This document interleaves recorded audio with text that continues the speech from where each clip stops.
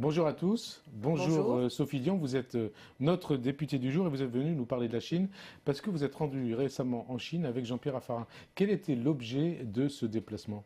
Alors c'était un voyage officiel en effet avec Jean-Pierre Raffarin pour, si vous voulez, si je puis dire, renforcer l'attractivité de la France, l'attractivité de la Haute-Savoie en particulier, puisque je suis députée de Haute-Savoie, et donc d'aller dans le sens d'un renforcement de nos relations entre la France et la Chine, des relations commerciales principalement. Parce que, comme le dit Jean-Pierre Raffarin, il faut multiplier les passerelles entre la Chine et la France, entre la France et la Chine, pour des raisons essentiellement économiques.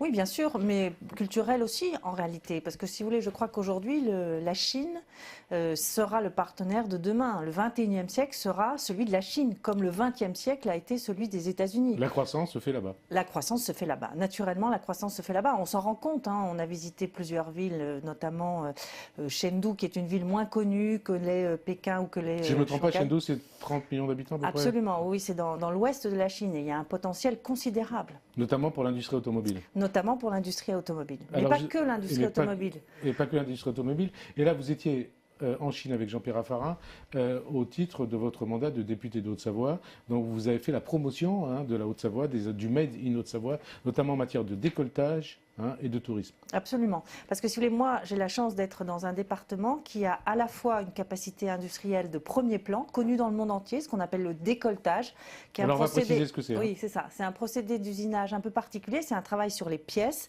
qui permet d'avoir une précision considérable, notamment, par exemple, alors, pour les marchés principaux sont l'automobile, l'industrie pharmaceutique en particulier. Donc c'est un marché qui est très convoité et nous avons en Haute-Savoie, dans ma circonscription, un savoir-faire considérable. Un savoir-faire considérable et ça concerne aussi, c'est ce que vous disiez tout à l'heure avant qu'on débute cette émission, ça concerne aussi les implants dentaires. Donc c'est de l'ordre du micron. Ah, c'est de l'ordre du micron. Ça concerne aussi, oui, comme je vous dis, c'est toute l'industrie pharmaceutique et en particulier les implants dentaires. Donc c'est un marché qui est en pleine expansion. Et le tourisme aussi, c'est en pleine expansion. Le tourisme. Et il y a beaucoup de Chinois qui viennent chez vous sur les pistes de Haute-Savoie et également de Savoie. Absolument. Donc moi, je suis le député du Mont-Blanc. Donc à cet égard, j'ai, si vous voulez, une dimension touristique qui est considérable. Et c'est vrai qu'on a parlé beaucoup tourisme, on a parlé industrie, on a parlé beaucoup tourisme. Et au cours de l'année 2014, notamment à la fin de l'année d'hiver, enfin de touristique d'hiver, eh bien, il y aura des rencontres qui seront faites sur le tourisme dans ma circonscription. Ça veut dire que la Haute-Savoie peut s'exporter en Chine.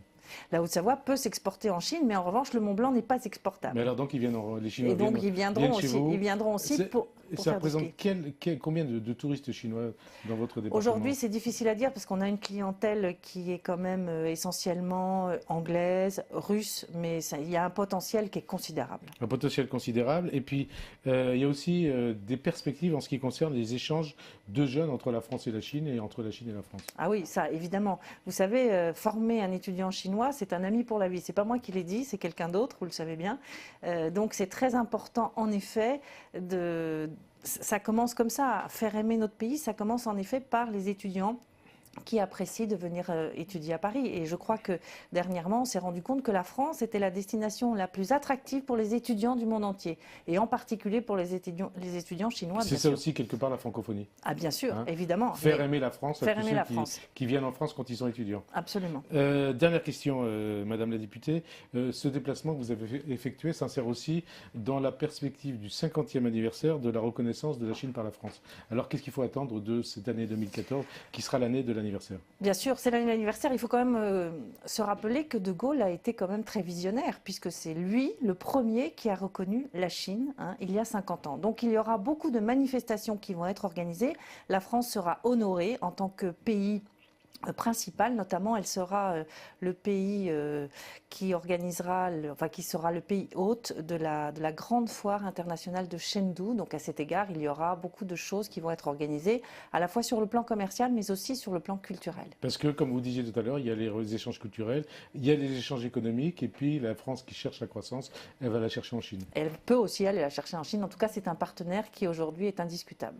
Merci en tout cas, Sophie Dion, d'avoir été notre députée du jour. Merci à vous de nous être fidèles et à très bientôt sur LCP avec un nouveau député du jour. Merci.